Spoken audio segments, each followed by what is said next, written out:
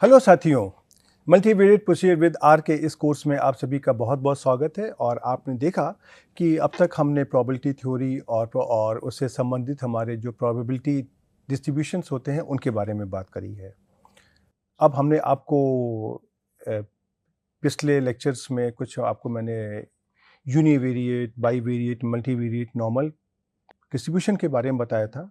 और ये भी समझना हमारे लिए आवश्यक है कि हमारे पास इस प्रकार के और भी प्रोबेबिलिटी डिस्ट्रीब्यूशन होते हैं, binomial, Poisson, gamma, beta, geometric इत्यादि। लेकिन हम सबके बारे में यहाँ पे बात नहीं कर रहे हैं, हम सिर्फ उन्हीं की खाली बात करेंगे जिनका हमको आगे आने वाले लेक्चरों में इस्तेमाल पड़ने वाला है।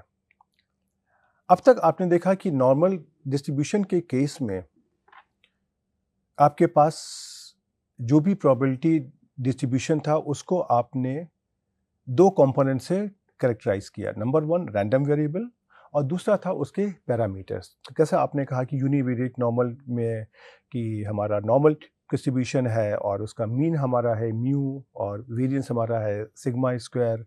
मल्टीवेरिएट नॉर्मल में आपने कह दिया कि आपका जो मीन है वो आपका मीन वेक्टर हो गया है म्यू, और जो सिग्मा स्क्वायर की जगह कोवेरिएंस मैट्रिक्स आ गई है सिग्मा। तो ये पैरामीटर क्या करते हैं? ये पैरामीटर हमारे उस प्रोबेबिलिटी डिस्ट्रीब्यूशन की जो प्रॉपर्टीज़ होती हैं उनको दिखाते हैं। जैसे आपका मीन है वो आपका म्यू पैरामीटर के द्वारा उसकी इन्फॉर्मेशन मिलती है। ऐसी जो उसका वेरिएंस है, वेरिएबिलिटी, उसकी इन्फॉर्मेशन हमको सिग्मा स्क्वायर के माध्यम से मिलती है। इसी के साथ में हमारे पास कुछ और ऐसे डिस्ट्रीब्यूशंस होते हैं जिनके अंदर कोई पैरामीटर नहीं होता है और उनको हम कहते हैं नॉन पैरामीट्रिक डिस्ट्रीब्यूशंस। और इनका इस्तेमाल हमारा कई जगह पर होता है, ख़ास तौर पे जब हम टेस्टिंग ऑफ हाइपोथेसिस करेंगे या अपने बाकी तरह के कई सारे कॉन्सेप्ट लगाएंगे, वहाँ पर हमारा इनका इस्तेमाल का होता है। तो हमारे पास यहाँ स्टैटिस्टिक्स में तीन तरह के हमारे मुख्य नॉन पैरामेट्रिक डिस्ट्रीब्यूशंस हैं। एक है हमारा काई स्क्वायर डिस्ट्रीब्यूशन, दूसरा हमारा टी डिस्ट्रीब्यूशन और दूसरा हमारा एफ डिस्ट्रीब्यूशन, जिनको हम सैम्पलिंग डिस्ट्रीब्यूशंस भी कहते हैं।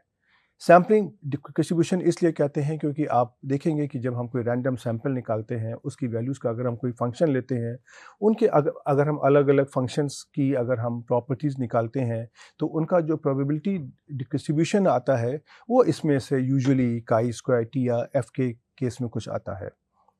तो इनका इस्तेमाल हमको डायरेक्ट यहाँ तो नहीं पड़ने वाला है, लेकिन हम आगे आने वाले लेक्चर्स में जब भी हम अपनी analysis of variance, testing of hypothesis इत्यादि की बात करेंगे, वहाँ पर अपने स्टैटिस्टिकल इन्फरेंस की बेसिस पर जो हमको फैसला लेना है, वहाँ पर ये डिस्ट्रीब्यूशन हमारी सहायता करेंगे।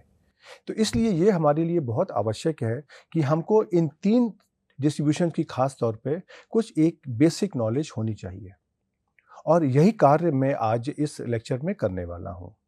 मैं आपको इससे संबंधित कुछ हमारी जो एक बेसिक टर्मिनोलॉजी होती है, बेसिक डेफिनेशंस होती है, उसके बारे में बताऊंगा, और साथ में ये जो हमारे तीन प्रोबेबिलिटी डिस्ट्रीब्यूशन है काई स्क्वायर टी एफ, उनके बारे में हम जो उनकी मुख्य मुख्य बातें हैं उसके बारे में बताऊंगा, और साथ में उनको आर सॉफ्टवेयर में किस प्रकार से इम्प्लीमेंट किया जाता है उसके बारे में बात हम करेंगे। तो चलिए हम इस लेक्चर की शुरुआत करते हैं और इन टॉपिक्स को एक एक करके समझने की कोशिश करते हैं। राइट, तो सबसे पहले हम आज अपने सैम्पलिंग डिस्ट्रीब्यूशंस की बात करते हैं, और उसको समझने के लिए हमारे पास एक कॉन्सेप्ट होता है स्टैटिस्टिक। अब यहाँ पे आपको ये ध्यान देना है कि हमारा एक वर्ड होता है स्टैटिस्टिक्स, इसका मतलब होता है सांख्यिकी, लेकिन यहाँ से हमने एस को काट दिया है और ये हमारा स्टैटिस्टिक हो गया है। तो ये स्टैटिस्टिक्स हमारा क्या होता है? अगर हमें कहें कि x1, x2, xn हमारा एक रैंडम सैम्पल है जिसमें हमारे पास n वैल्यूज़ हैं रैंडम वेरिएबल x के ऊपर, तो अगर हम इन x1, x2, xn का कोई अगर हम फंक्शन लेते हैं, तो रैंडम वेरिएबल्स का फंक्शन भी तो एक रैंडम वेरिएबल होगा, और इस फंक्शन को हमने मान लिया कि ये फंक्शन हमारा है t। राइट, तो ये जो t होता है इसको हम कहते हैं स्टैटिस्टिक्स, अर्थात कोई भी रैंडम वेरिएबल का जो भी फंक्शन होता है उसको हम कहते हैं स्टैटिस्टिक्स। और चूँकि स्टैटिस्टिक्स हमारा रैंडम वेरिएबल का फंक्शन है, तो स्टैटिस्टिक्स भी हमारा एक रैंडम वेरिएबल होता है। राइट, और जब हम एक कोई सैंपल निकाल लेते हैं, सैंपल के अंदर हमारी कुछ न्यूमेरिकल वैल्यूज़ होती हैं, तो ये हमारा जो भी कैपिटल टी है उसकी हमारी कोई वैल्यू भी निकल आती है, और उस केस में हम उसको स्मॉल टी से डिनोट करते हैं, लोअर केस अल्फ़ाबेट टी से डिनोट करते हैं, और उसको हम कहते हैं कि ये हमारा कैपिटल टी का रियलाइजेशन है। ये वही चीज़ है कि जैसे मैंने आपको पहले बताया था, कोई रैंडम वेरिएबल हम एक्स से डिनोट करते हैं अपर केस अल्फ़ाबेट से, और जो इसकी वैल्यू होती है इसको हम लोअर केस अल्फ़ाबेट से डिनोट करते हैं, जैसे स्मॉल एक्स। राइट। तो अगर हम यहाँ पे अपने इस कैपिटल टी में अगर हम कैपिटल x1 x2 xn की जगह अगर हम स्मॉल x1 x2 xn अगर हम लिख देंगे, तो इसको हम अपने यहाँ पर इंटरप्रेट करते हैं कि ये हमारी स्मॉल टी की वैल्यू है जो हमने कैपिटल टी के ऊपर निकाली है। राइट। तो ये हमारी स्टैटिस्टिक्स की एक डेफिनेशन है। ऐसे उदाहरण के तौर पे हमने अगर मान लिए x1 x2 xn लिया, इसका मैंने सम निकाल दिया x1 plus x2 plus xn, तो ये भी हमारा एक रैंडम वेरिएबल का फंक्शन हो गया, तो ये भी हमारी स्टैटिस्टिक्स हो गई। राइट।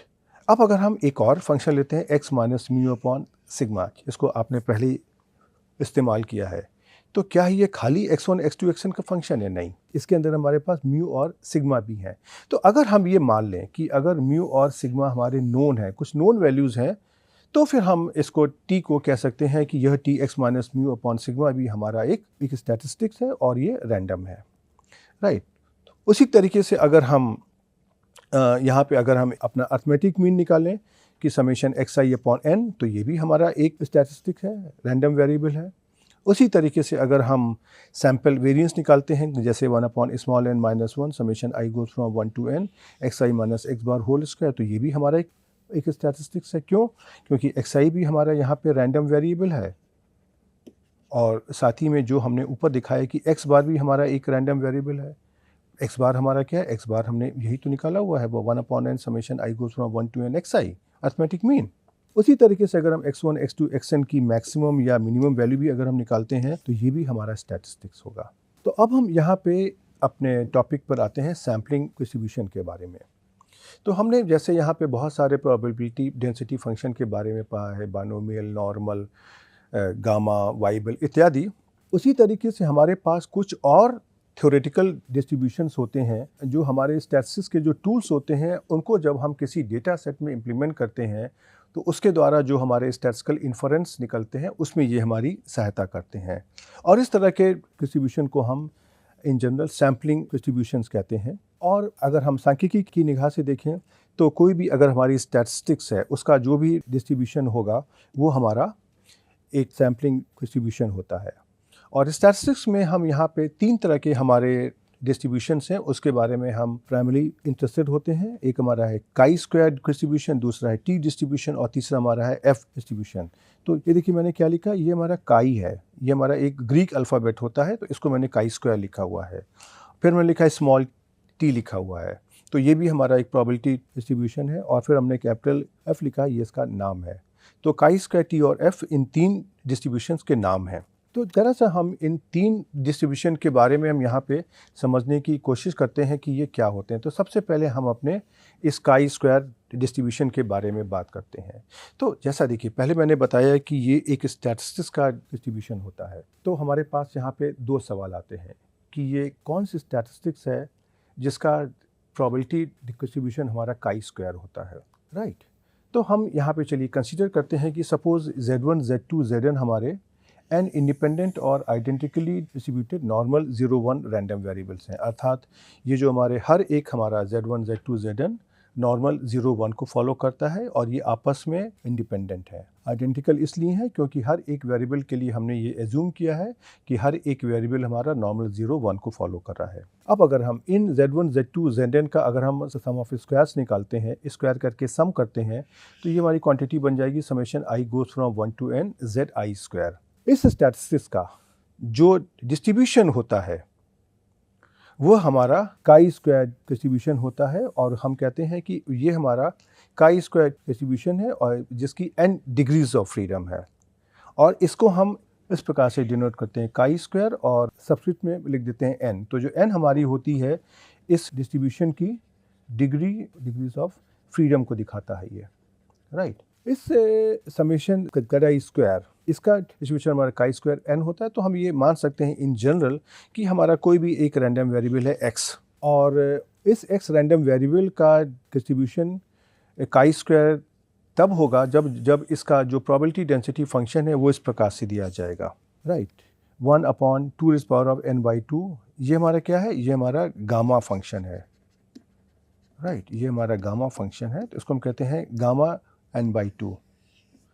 और उसके बाद में x raise to the power of n/2 - 1 exponential of -x/2। और यहाँ पे हमारी x की वैल्यू ग्रेटर देन 0 हरदम होती है, और अगर कोई और वैल्यू है तो ये प्रोबेबिलिटी डेंसिटी फंक्शन हमारा 0 वैल्यू लेगा। और इसको हम इस प्रकार से इंडिकेट करते हैं, x follows chi² with n degrees of freedom. आपको मैं एक चीज़ पहले बता दूं, ठीक है, इसका जो भी PDF है इसके बारे में आपको, इसके फॉर्मेट के बारे में आपको चिंता नहीं करनी है कोई भी, लेकिन आपको ये मालूम होना चाहिए कि ये किस प्रकार का दिखाई पड़ता है, राइट। तो अब अगर हम देखें कि आपने यहाँ पे लिखा कि Z1, Z2, Zn आपके नॉर्मल 0, 1 को फॉलो करते हैं।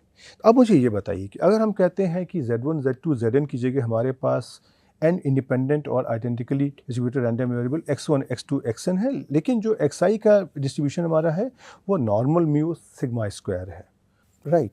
तो क्या आप इसको नॉर्मल 0, 1 में कन्वर्ट कर सकते हैं? बिल्कुल, हम लोग पढ़ चुके हैं कि x minus mu upon sigma का जो डिस्ट्रीब्यूशन होता है ये हमारा नॉर्मल 0, 1 होता है अगर हमारा x normal mu sigma square है।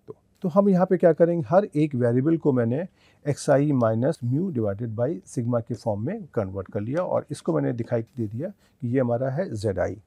अब हम अपने समेशन zi² को अगर लिखेंगे तो ये हमारा बन जाएगा summation i goes from 1 to n xi minus mu upon sigma whole square. और इस स्टैटिस्टिक्स का जो डिस्ट्रीब्यूशन है ये हमारा chi² डिस्ट्रीब्यूशन हो जाएगा, जिसकी हमारी n डिग्रीज ऑफ फ्रीडम होंगी, और इसको हम इस प्रकार से chi² n के द्वारा हम इसको दिखाते हैं। और इसको अगर हम एक्चुअली में सेंट्रल chi² डिस्ट्रीब्यूशन कहते हैं, वो इसलिए कि हमारे पास नॉन सेंट्रल chi² डिस्ट्रीब्यूशन भी होता है, और नॉन सेंट्रल में सिर्फ इतनी सी बात होती है कि हर एक वेरिएबल का जो मीन है उसमें कोई ज़रूरी नहीं है कि 0 हो। अगर एक भी वेरिएबल का अगर मीन अगर नॉन 0 हो जाता है तो उसका डिस्ट्रीब्यूशन हमारा नॉन सेंट्रल हो जाता है, लेकिन उसके बारे में हम यहाँ पे ज़्यादा बात नहीं करेंगे, राइट।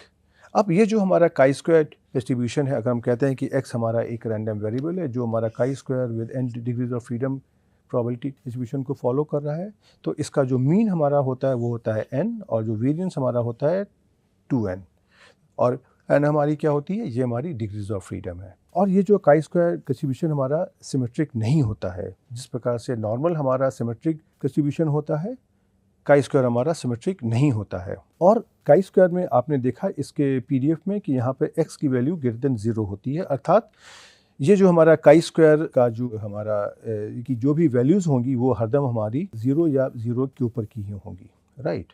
और ये जो हमारा डिग्रीज ऑफ फ्रीडम होती हैं ये हमारा एक्चुअली में chi² का जो जब हम ग्राफ बनाएंगे तो उस chi² डिस्ट्रीब्यूशन का जो शेप होता है ये उसको डिफाइन करती हैं। आपको अभी इसको मैं ड्रॉ करके भी दिखाऊंगा, तो उसके द्वारा आपको ये पता चल जाएगा कि जिस तरीके से अगर हमारी ये डिग्रीज ऑफ फ्रीडम अगर बदलती रहती हैं तो हमारे उस कर्व का शेप भी बदलता रहता है, और जब कर्व का शेप बदलता रहता है तो उसके द्वारा लिए गए फैसले भी हमारे पास ऑटोमेटिकली बदलते रहेंगे, राइट। तो देखिए यहाँ पर मैंने इस chi² डिस्ट्रीब्यूशन का जो प्रोबेबिलिटी डेंसिटी फंक्शन होता है उसको मैंने यहाँ पे प्लॉट किया है, और यहाँ पर अगर हम यहाँ पे कर दें, ये हमारा ग्राफ नंबर है 1, ये हमारा है 2, और ये हमारा है 3। तो ग्राफ नंबर 1 हमने 2 डिग्रीज ऑफ फ्रीडम के लिए प्लॉट किया है, ग्राफ नंबर 2 हमने 5 डिग्रीज ऑफ फ्रीडम, और ग्राफ नंबर 3 हमने 10 डिग्रीज ऑफ फ्रीडम के लिए प्लॉट किया है। तो आप ये देख सकते हो कि इनका स्ट्रक्चर बिल्कुल अलग अलग आ रहा है। और ख़ास तौर पे आप अगर यहाँ पे देखना चाहोगे तो यहाँ पे क्या हो रहा है कि n = 2 और 3, 4 के लिए आप अगर कर्व प्लॉट करोगे तो वो कुछ इस तरीके का आएगा, राइट। लेकिन जैसे ही हमारी डिग्रीज ऑफ फ्रीडम 5 या 5 के ऊपर जाती हैं, इस कर्व का शेप हमारा बदल जाता है और वो कुछ इस तरीके का हो जाता है। तो आप यहाँ पे देखोगे n = 2 का शेप इस तरीके से आ रहा है, जबकि n = 5 का शेप हमारा इस तरीके से आ रहा है। और उसके बाद में अगर हम n की कोई भी अगर हम वैल्यू अगर लेंगे तो हमारा उस कर्व का शेप उसी स्ट्रक्चर को में वो बदलता जाएगा, राइट। ये सिमेट्रिक तो नहीं है, लेकिन ये n = 2, 3 और 4 के कर्व से अलग है। इसीलिए आप आगे देखोगे कि बहुत जगह पर हम ये एज्यूम करते हैं कि जहाँ पे आपके पास डिग्रीज ऑफ फ्रीडम आपकी 5 से ज़्यादा होनी चाहिए। क्यों? क्योंकि हमारा जो फैसला है इस तरह के कर्व पर बेस्ड है जो इस तरीके का है, राइट। अब इसी में अगर हमको जब भी हम आगे अपने स्टैटिस्टिक्स के टूल यहाँ पर लगाएंगे तो हमको इस कर्व के अंदर की डिफरेंट प्रोबेबिलिटीज़ को हमको निकालना पड़ता है। तो इन काई स्क्वायर डिस्ट्रीब्यूशन के जो परसेंटेज पॉइंट्स होते हैं या जो भी उसका एरिया होता है उसको निकालने के लिए हमारे पास पहले से टेबल्स भी दी हुई हैं। आप अगर कोई भी स्टैटिस्टिक्स की बुक अगर देखोगे तो उसमें chi square table, tea table, F table इत्यादि दी होती हैं। राइट। उसके अंदर जो हमारी प्रोबेबिलिटीज़ को इस प्रकार से लिखा जाता है कि ये अगर हम कहें कि हमको अपने कर्व में अल्फ़ा पॉइंट्स अगर चाहिए तो प्रोबेबिलिटी कि काई स्क्वायर वेरिएबल हमारा chi square greater than N से है तो इसको मुझे इंटीग्रेशन के द्वारा निकालना पड़ेगा काई स्क्वायर एन से लेकर इन्फिनिटी तक, और ये हमारा काई स्क्वायर का पीडीएफ है एफ ये हमको निकालना पड़ेगा। तो अगर हम मान लीजिए कि अगर हम काई स्क्वायर एन को इस प्रकार से डिफाइन करते हैं कि ये हमारी काई स्क्वायर रैंडम वेरिएबल जो कि हमारा एन डिग्रीज ऑफ फ्रीडम को फॉलो करता है, उसकी अगर हमको उसकी प्रोबेबिलिटी हमारी ये है काई स्क्वायर हमारा अल्फ़ा को एक्सीड करे, तो अगर हमको इसकी प्रोबेबिलिटी अगर निकालना है कि काई स्क्वायर की वैल्यू हमारी काई स्क्वायर एन की वैल्यू को एक्सीड करे और इसकी प्रोबेबिलिटी अल्फ़ा हो, तो इसको हम इस प्रकार से यहाँ पर निकाल सकते हैं। लेकिन इसको आपको कंप्यूट नहीं करना है, हम आपको आर सॉफ्टवेयर में करके भी दिखाएंगे। आप उसको डायरेक्टली निकाल सकते हो और साथ ही आपके पास जो काई स्क्वायर टेबल्स होती हैं वहाँ पर ये वैल्यूज़ दी होती हैं। ये नियम बताने का मेरा कारण ये है कि जब भी आप इन टेबल्स में देखोगे तो आपको ये मालूम होना चाहिए कि ये टेबल्स किस प्रकार की और कौन सी वैल्यूज़ हमको यहाँ पर दिखाई दे रही हैं। राइट। और इसको इस तरह की वैल्यूज़ को अपने आर सॉफ्टवेयर में निकालने के लिए हमारा कमांड होता है QCHISQ। राइट। क्योंकि और उसके बाद में यहाँ पर हमको जो वेक्टर ऑफ प्रोबेबिलिटीज़ है पी देना पड़ता है, डिग्रीज ऑफ फ्रीडम को डिफाइन करना पड़ता है, और lower dot tail equal to logical true को हमको यहाँ पे स्पेसिफाई करना पड़ता है। Lower dot tail equal to true और फॉल्स के बारे में हम पहले भी बात कर चुके हैं, तो वही वाला कॉन्सेप्ट हमारा यहाँ भी आगे बढ़ेगा। राइट। तो अब इसमें से ये हमारा क्या करता है, ये हमको क्वांटाइल्स देता है। तो जो QCHISQ फंक्शन है ये हमारा अपने इस काई स्क्वायर रैंडम वेरिएबल के जो डिफरेंट क्वांटाइल्स होते हैं उनको निकाल करके हमको देता है। राइट। और ये हमको क्या करता है, ये हमको क्वांटाइल क्या होता है हमारा क्वांटाइल हमारा जो भी एक x की सबसे छोटी वैल्यू सो दैट कि fx greater than equal to p हमारा हो, ये हमारी वैल्यू को निकाल करके देता है। और जहाँ पे हमारा fx इक्वल टू हम कैसे डिफाइन करते हैं, probability x less than equal to x। Right. जैसे उदाहरण के लिए अगर हमको अपने काई स्क्वायर डिस्ट्रीब्यूशन में 60% क्वांटाइल की वैल्यू अगर निकालनी है, तो इसका मतलब है कि इसकी जो सपोज हम कहते हैं कि वैल्यू अगर Q आती है, Q इज़ द क्वांटाइल, तो ये हमारी एक ऐसी वैल्यू होगी Q जहाँ पर probability x less than equal to Q is greater than और इक्वल टू 0.6। और उसके साथ में हमको ये भी बताना पड़ेगा कि इस क्वांटाइल को हम किस डिग्रीज ऑफ फ्रीडम पर निकालना चाहते हैं।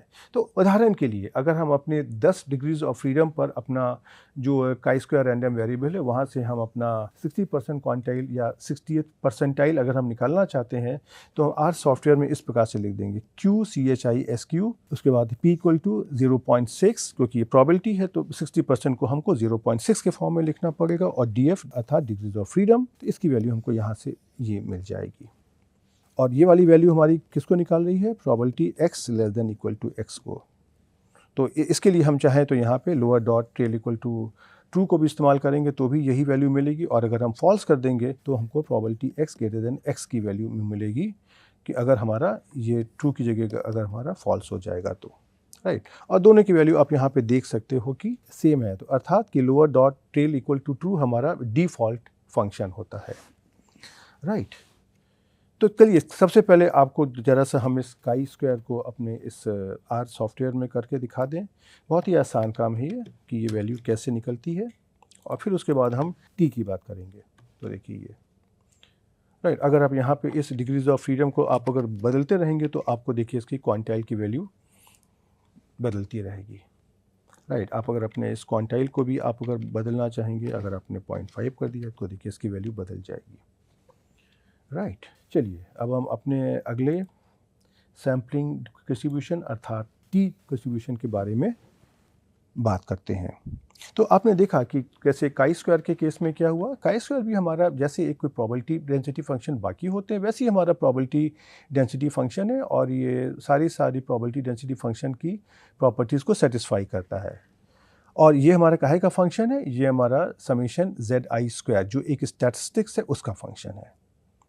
उसी प्रकार से हमारे पास जो टी डिस्ट्रीब्यूशन होता है, ये भी हमारी एक अलग तरीके की स्टैटिस्टिक्स होती है, जो उसका डिस्ट्रीब्यूशन होता है, राइट। तो अगर हम कहें कि हमारे पास अगर दो रैंडम वेरिएबल हैं x और y और दोनों आपस में इंडिपेंडेंट हैं, और जो x हमारा है वो हमारा स्टैंडर्ड नॉर्मल को फॉलो करता है, अर्थात x फॉलोज नॉर्मल 0 1, और y जो हमारा है ये हमारा chi² with n degrees of freedom को फॉलो करता है। तो x हमारा क्या हो गया, x हमारा हो गया नॉर्मल 0 1 और y हमारा क्या हो गया chi² with n degrees of freedom, और दोनों हमारे इंडिपेंडेंट हैं।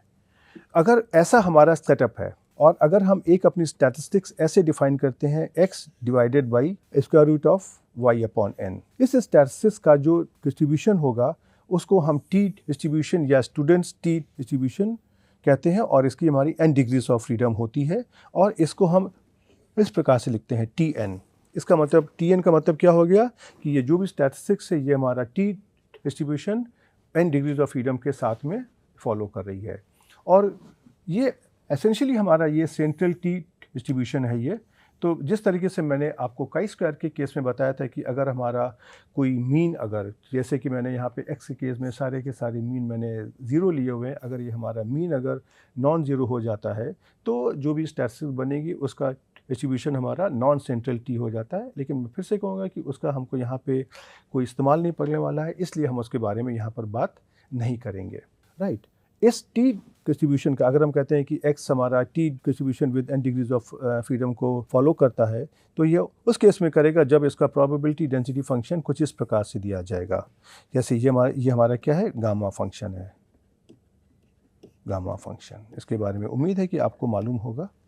तो ये हमारा फंक्शन किस प्रकार से है, gamma n+1/2 divided by square root of n pi gamma n/2, और उसके आगे 1 + x² upon n raise to the power of -n+1/2, और यहाँ पे x की जो हमारी वैल्यूज़ होती हैं वो -इन्फिनिटी और +इन्फिनिटी के बीच में हो सकती हैं, और इसको हम इस प्रकार से लिखते हैं x फॉलोज Tn, राइट। तो इसका जो भी फॉर्म में PDF है इसके बारे में आपको चिंता नहीं करनी है, क्योंकि हम आगे भी जब बात करेंगे तो हम सिर्फ मेनली हम इसी की बात करेंगे कि x फॉलोज Tn।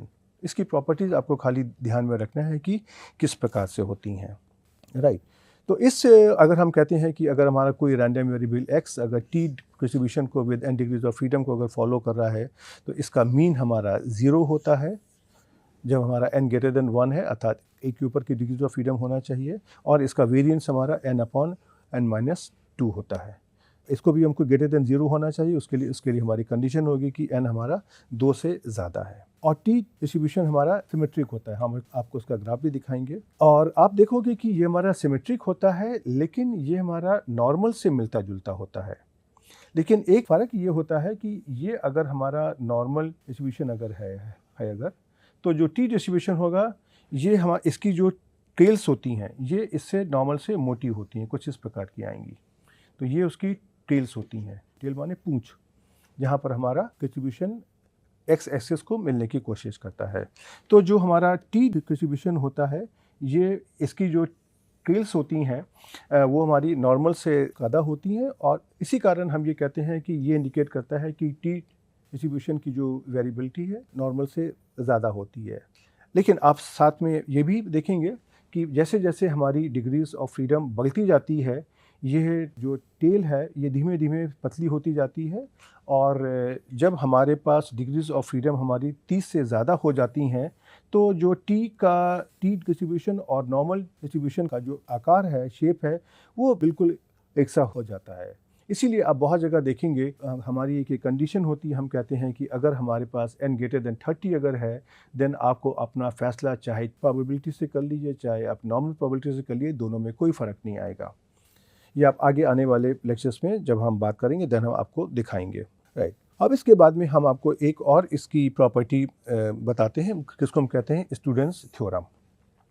तो यहाँ पे अगर हम कहें कि हमने अपने x1, x2, xn ये हमारे आइडेंटिकली और इंडिपेंडेंटली डिस्ट्रीब्यूटेड रैंडम वेरिएबल्स हैं, और यहाँ पे हर एक xi हमारा नॉर्मल को फॉलो कर रहा है, normal with mean mu and variance sigma square. उस केस में अगर हम इसका अर्थमेटिक मीन अगर हम निकालते हैं, अर्थमेटिक मीन हमारा क्या हो जाएगा, x bar is equal to 1 upon n summation i goes from 1 to n x i, right. तो अगर हम यहाँ पर इस सिग्मा स्क्वायर को अगर हम एस्टिमेट करते हैं इसके द्वारा, इस फंक्शन के द्वारा, s square is equal to 1 upon n minus 1 summation i goes from 1 to n x i minus x bar whole square. ये सिग्मा स्क्वायर का एस्टिमेशन क्या होता है, इसके बारे में हम आगे आने वाले लेक्चर्स में बात करेंगे। लेकिन हम यहाँ पर ये कह सकते हैं कि अगर हम अपने इस स्टैटिस्टिक्स एक्स बार का एक फंक्शन लेते हैं इस प्रकार से, square root of n x bar minus mu divided by s, right. यहाँ पर एस हमारा क्या है, ये हमारा यहाँ से आएगा, राइट। एस स्क्वायर हमारा क्या है, सिग्मा स्क्वायर का एस्टिमेट, अनबाइज्ड एस्टिमेटर है, लेकिन हम इसके बारे में बाद में बात करेंगे। तो ये जो हमारी स्टैटिस्टिक्स है square root of n x bar minus mu upon s, इसको हम कहते हैं कि ये हमारा टी डिस्ट्रीब्यूशन को फॉलो करेगी और इसकी n-1 डिग्रीज ऑफ फ्रीडम होगी, राइट। तो आपने देखा कि यहाँ पर हमने अपने सैम्पल मीन जो एक स्टैटिस्टिक्स है, उस स्टैटिस्टिक्स के बेसिस पर एक फंक्शन को लिखा और उसके बाद में हमने इसका एक डिस्ट्रीब्यूशन निकाल दिया जो कि T distribution with n-1 degrees of freedom होगा, राइट। तो जिस तरीके से हमने अपने काई स्क्वायर रैंडम वेरिएबल के केस में हमने उसकी जो प्रॉबिलिटीज़ को टेबल के द्वारा निकाल लिया था, उसी प्रकार से हम टी डिस्ट्रीब्यूशन के केस में भी इन परसेंटेज पॉइंट्स को या अपनी प्रॉबिलिटीज़ को टेबल में हम निकाल सकते हैं। और टेबल के अंदर जो हमको वैल्यूज़ दी हुई हैं वो इस प्रकार की हैं कि probability t greater than t n is equal to alpha, right. तो यहाँ पे हमारा टी एन क्या है, टी एन हमारा परसेंटेज पॉइंट है और जिसको इस प्रकार से डिफ़ाइन किया गया है कि t is greater than t n और इसकी जो प्रॉबिलिटी होगी वो हमारी अल्फ़ा होना चाहिए। तो इसके जो हमारी वैल्यूज़ हैं टी एन की, इसके लिए हमको टेबल्स अवेलेबल हैं और इसको हम अपने आर्ट सॉफ्टवेयर से भी आराम से निकाल सकते हैं। तो ये देखिए, ये हमने आपको यहाँ पर टी डिस्ट्रीब्यूशन का भिन्न भिन्न तरीके की डिग्रीज ऑफ फ्रीडम को लेते हुए यहाँ पर मैंने इनके कर्व बनाए हैं। तो जैसे कि आपने देखा कि ये आपका सिमेट्रिक कर्व है। सिमेट्रिक क्यों है, इस लाइन के दोनों ओर आप अगर देखोगे तो दोनों ओर कर्व का स्ट्रक्चर एक सही है। अब आप यहाँ पे देखोगे कि ये जो पहला वाला कर्व है ये हमने n=1 के लिए बनाया है, दूसरा वाला कर्व हमने n=5 के लिए बनाया है और तीसरा वाला कर्व हमने n=10 के लिए बनाया है। तो आप ये देख सकते हो कि जैसे जैसे हमारा डिग्रीज ऑफ फ्रीडम बदलता जाता है, इस कर्व का जो स्ट्रक्चर है वो बदलता जाता है। और जब कर्व का स्ट्रक्चर बदलता जाएगा तो इसकी बेसिस पे आपको जो भी अपने फैसले करने हैं, डिसीजंस लेने हैं, वो भी बदलते जाएंगे, राइट। और अगर हम मान लीजिए कि जैसा मैंने बताया था कि अगर हमारी डिग्रीज ऑफ फ्रीडम 30 से ज़्यादा हो जाती हैं तो टी डिस्ट्रीब्यूशन और नॉर्मल डिस्ट्रीब्यूशन हमारा ऑलमोस्ट एक सा होने लगता है, राइट। उसके आपको दिखाने के लिए कि हमारा टी डिस्ट्रीब्यूशन और नॉर्मल डिस्ट्रीब्यूशन में क्या फ़र्क होता है, और हमने बताया था आपको कि टी डिस्ट्रीब्यूशन की जो टेल्स होती हैं वो कर्व होती हैं, मोटी होती हैं। तो देखिए यहाँ पर मैंने इस डॉटेड लाइन से नॉर्मल 0-1 का कर्व बनाया है और इस मैरून कलर की जो बोर्ड लाइन है इससे मैंने आपको T distribution with 5 degrees of freedom का मैंने कर्व बनाया। तो आप देखोगे कि इसका भी स्ट्रक्चर ऑलमोस्ट ऐसा ही है, सिमेट्रिक है दोनों का। लेकिन जब हमारा ये टेल की ओर आता है तो इस एरिया में और इस एरिया में आप अगर देखोगे तो टी डिस्ट्रीब्यूशन की जो टेल्स हैं वो नॉर्मल के ऊपर हैं। इसलिए हम कहते हैं कि ये जो हमारे इसकी जो टेल्स होती हैं वो थिक होती हैं। लेकिन थिक काहे से हैं नॉर्मल के केस में, राइट। अब उसी तरीके से अगर हमको अपने आर सॉफ्टवेयर में अगर इन वैल्यूज़ को अगर कंप्यूट करना है, अपने क्वांटाइल्स को कंप्यूट करना है इस टी डिस्ट्रीब्यूशन के, तो उसको किस प्रकार से किया जाए। तो हमारा यहाँ पे कमांड होता है QT और उसमें हम अपने P हमारा क्या है, ये हमारा प्रोबेबिलिटीज़ का वेक्टर है जिनको इसके लिए हमको अपने क्वांटाइल्स को निकालना होता है, फिर हमको DF में हमको डिग्रीज ऑफ फ्रीडम को देना होता है और फिर lower dot tail equal to true को अगर हम कर देंगे तो हम उसको प्रोबेबिलिटी S के less than equal to X तरह की जो प्रोबेबिलिटीज़ हैं वो हमको मिल जाएंगी, राइट। और इसमें से आपको डिग्रीज ऑफ फ्रीडम की जो वैल्यू है वो आपकी ग्रेटर देन 0 होना चाहिए, लेकिन DF इक्वल इन्फिनिटी अगर हम कहते हैं आई ने, ये भी यहाँ पर अलाउड है, राइट। तो कैसे कि अगर हम यहाँ पे अगर हम इस फंक्शन को अगर हम यहाँ पर निकालना चाहते हैं तो देखिए, अगर हम उसी प्रकार से जिस प्रकार से मैंने काई स्क्वायर के केस में 60% क्वांटाइल या 60 परसेंटाइल निकाला था, उसी को अगर हम यहाँ पे टी के केस में निकालना चाहें अगर, तो हम यहाँ पे क्या करेंगे, हम अगर हम कहें 60 परसेंटाइल हमारी टी की कौन सी वैल्यू है, तो वो हमारी कुछ इस प्रकार की वैल्यू होगी Q such that की probability x less than equal to q is greater than or equal to 0.6। और इस वैल्यू को अगर हम 10 डिग्रीज ऑफ फ्रीडम के टी कर्व पर अगर हम निकालना चाहते हैं तो हम अपने कमांड को इस प्रकार से लिख देंगे QT और पैरेंथेसिस में लिख देंगे p इज इक्वल टू 0.6। इसका मतलब है कि हमको उसको 60% को प्रोबेबिलिटी के फॉर्म में कन्वर्ट करना है। प्रोबेबिलिटी हरदम हमारी 0-1 के बीच में होती है, तो इसको हम लिख देंगे p इज इक्वल टू 0.6 और यहाँ पे दे देंगे हम degree of freedom equal to 10, राइट। और इसकी देखिए ये जो भी वैल्यू है यहाँ पे निकल आएगी। और इसी के साथ हम अगर आपको यहाँ पे lower dot tail equal to true कर देंगे तो इसका भी हमारा ये डिफ़ॉल्ट वैल्यू है और दोनों की वैल्यू देखिए हमारी सेम आ जाएगी, राइट। और अगर हम यहाँ पे फॉल्स कर देंगे तो हमारी प्रोबेबिलिटी x ग्रेटर देन और इक्वल टू q आ जाएगी। तो ये हमारा बिल्कुल वैसे ही कार्य है जैसा मैंने पहले किया था। तो चलिए हम इस कार्य को आपको हम यहाँ पर पहले R सॉफ्टवेयर में करके हम दिखा भी देते हैं सो दैट कि आपको इसके बारे में कॉन्फिडेंस हो जाए। ये बहुत ही आसान से काम है ये। तो देखिए आपने यहाँ पे QT क्या, देखिए आपकी ये वैल्यू आ गई। इसी में आप अगर अपने इस डिग्रीज ऑफ फ्रीडम को आप अगर चेंज करोगे तो देखिए ये वैल्यूज़ बदल जाएंगी। और अगर आप अपने इस परसेंटाइल वैल्यू को भी करोगे तो भी ये आपको ये वैल्यूज़ बदलती जाएंगी और आपको जो भी इसकी वैल्यू है वो आपको पता चलती जाएगी। ओके, तो अब अपने इस काई स्क्वायर और टी डिस्ट्रीब्यूशन को समझने के बाद हम आपको अपने एक और डिस्ट्रीब्यूशन के बारे में बात करते हैं, एफ डिस्ट्रीब्यूशन। तो जिस तरीके से आपने देखा कि जो हमारा काई स्क्वायर डिस्ट्रीब्यूशन था वो हमारा sum of squares of normal distribution था। टी डिस्ट्रीब्यूशन में हमने क्या किया कि हमने एक वेरिएबल को लिया नॉर्मल और दूसरे वेरिएबल को हमने लिया काई स्क्वायर और उनका मैंने फंक्शन बना लिया। उसी प्रकार से हम एफ डिस्ट्रीब्यूशन में भी दो रैंडम वेरिएबल लेते हैं x और y और दोनों हमारे इंडिपेंडेंट होते हैं, लेकिन हम ये एज्यूम करते हैं कि x और y दोनों हमारे काई स्क्वायर डिस्ट्रीब्यूटेड है और हम ये एज्यूम करते हैं कि x हमारा काई स्क्वायर है with m degrees of freedom और y हमारा है chi square with n degrees of freedom. तो x और y दोनों हमारे हैं तो काई स्क्वायर, लेकिन उनकी डिग्रीज ऑफ फ्रीडम अलग अलग है, m और n।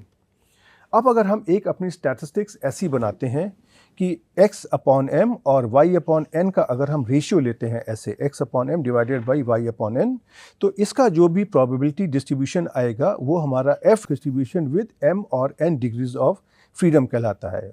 या इसको हम ऐसा भी कहते हैं कि ये स्टैटिस्टिक्स हमारी है, ये हमारी Fisher's f distribution with m और n डिग्रीज ऑफ फ्रीडम के साथ में इसको फॉलो कर रही है। और इसको हम सिंबॉलिकली ऐसे लिखते हैं कि ये जो हमारा रैंडम वेरिएबल है ये हमारा fmn को फॉलो कर रहा है।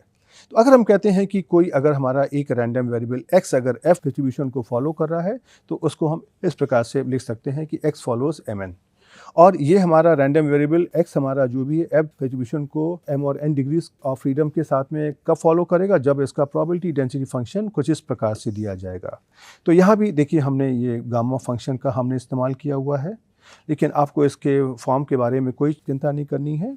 ये इसका देखिए मैथमेटिकल फॉर्मेट है, gamma m plus n/2 m upon n rays power of m/2 x rays power of m/2 minus 1 और डिनोमिनेटर में हमारे पास आ जाएगा गामा m/2 गामा n/2 और 1 plus mx upon n rays power of m plus n/2 और यहाँ पे हमारी x की वैल्यू हरदम ग्रेटर देन 0 होगी। लेकिन मैं आपको फिर से कहूँगा कि इसका फॉर्म थोड़ा सा कॉम्प्लिकेटेड है, लेकिन आपको इसके बारे में चिंता नहीं करनी है, क्योंकि हम जब भी इस्तेमाल करेंगे तो हम कहेंगे कि random variable follows f with m degrees of freedom. बस इतना ही हम इसका इस्तेमाल करेंगे, राइट।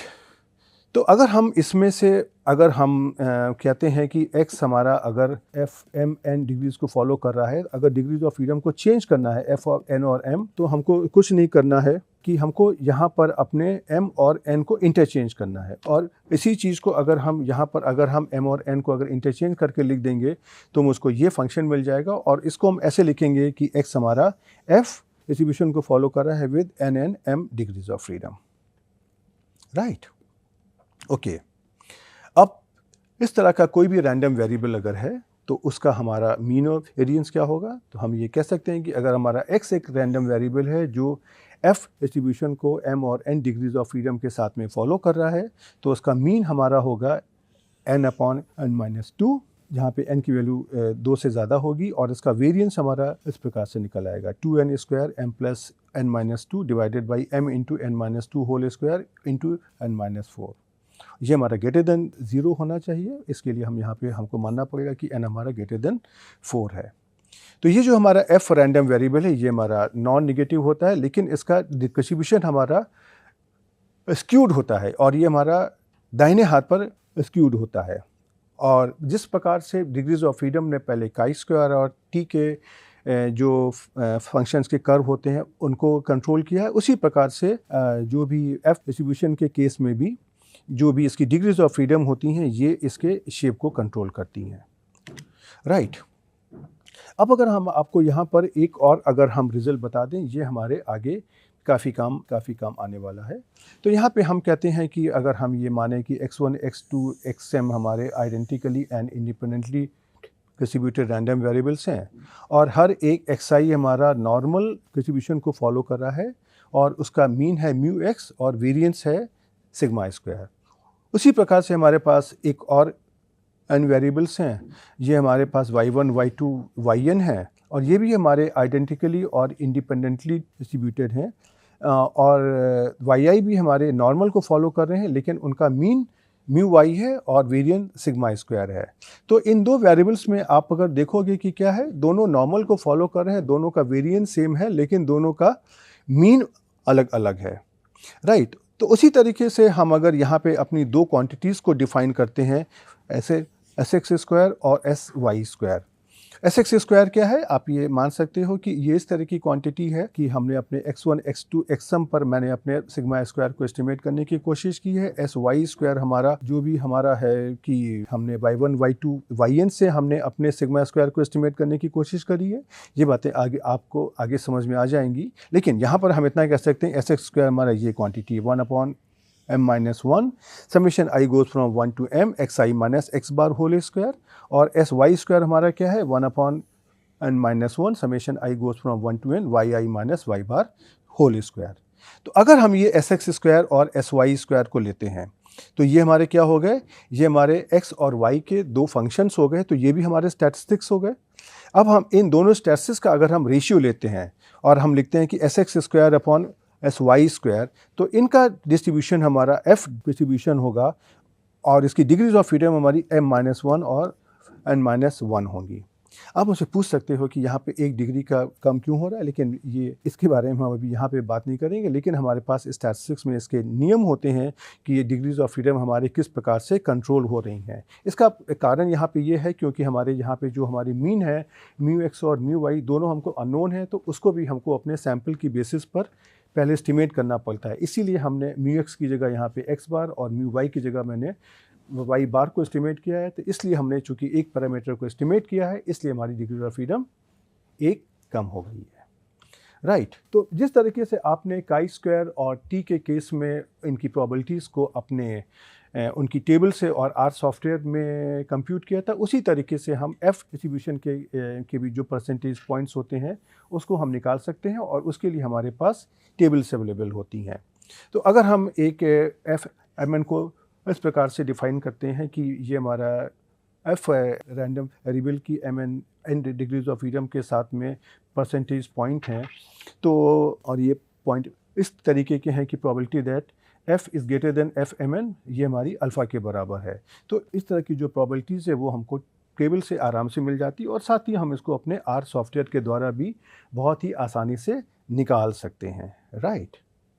तो देखिए आपका f का केस में इसका कर्व कैसा होगा, तो मैंने यहाँ पे दो उदाहरण लिए हैं कि हमने लिया है m=5 और n=5 और दूसरे केस में हमने लिया m=5 और n=15।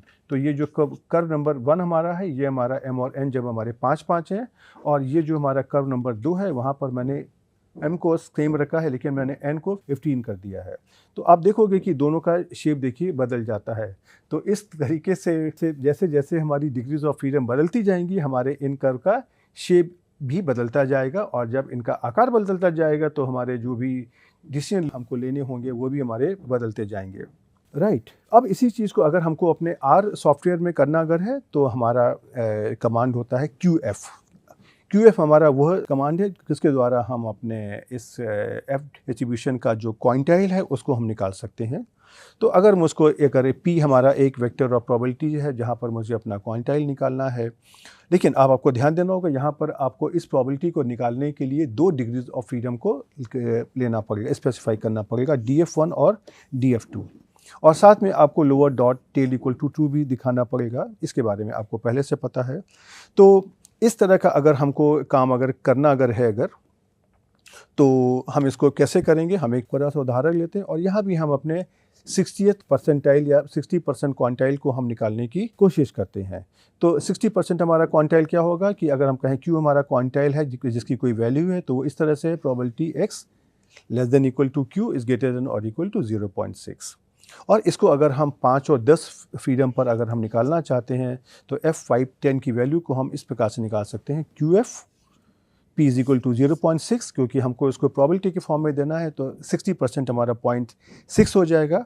और यहाँ पे हमको अपनी जो हमारी पहली डिग्री ऑफ फ्रीडम है उसको मुझे देना है DF1 इक्वल टू 5 यहाँ से, और जो दूसरी डिग्री ऑफ फ्रीडम है DF2 इसको मुझे देना है 10।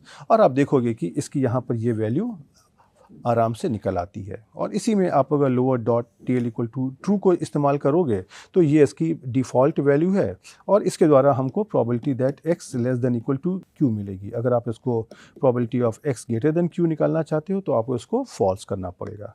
आप देख सकते हो कि दोनों वैल्यू हमारी सेम है। तो चलिए इसी कार को जरा सा हम आपको अपने R सॉफ्टवेयर में भी करके दिखा देते हैं, जिससे कि आपको इसके बारे में कॉन्फिडेंस आ जाएगा, राइट। तो देखिए ये आपकी इस प्रकार से 60th परसेंटाइल है, इसकी वैल्यू आ गई। अब इसी में आप अगर मान लीजिए डिग्रीज ऑफ फ्रीडम को आप अगर चेंज कर देते हो तो आप ये देखोगे कि इसकी वैल्यू बदलती जाती है, राइट। और अगर अपने क्वांटाइल को भी चेंज अगर करना अगर चाहोगे, अगर जैसे कि इसको कर दिया 0.4 तो 40th परसेंटाइल की वैल्यू आ जाएगी। ये वैल्यू आपकी इस प्रकार से आ जाएगी और जो पहले से डिफरेंट है, राइट। तो चलिए अब हम इस लेक्चर में यहाँ पर रुकते हैं। और आपने देखा कि मैंने आपको जो हमारे 3 तरीके के सैम्पलिंग डिस्ट्रीब्यूशन है, chi स्क्वायर, T और F, जिनको हम नॉन पैरामीट्रिक डिस्ट्रीब्यूशन भी कहते हैं। क्यों? क्योंकि आपने देखा कि chi स्क्वायर, T और F में कोई पैरामीटर नहीं है जैसे म्यू या सिग्मा स्क्वायर इस प्रकार का, सिर्फ खाली एक डिग्री ऑफ फ्रीडम का कॉन्सेप्ट है। इसलिए हम इनको नॉन पैरामीट्रिक भी कहते हैं क्योंकि इनके अंदर कोई पैरामीटर नहीं है। लेकिन इसका जो पॉपुलर नेम जो हम लोग यहाँ पे यूज़ करने वाले हैं वो सैम्पलिंग डिस्ट्रीब्यूशन होगा।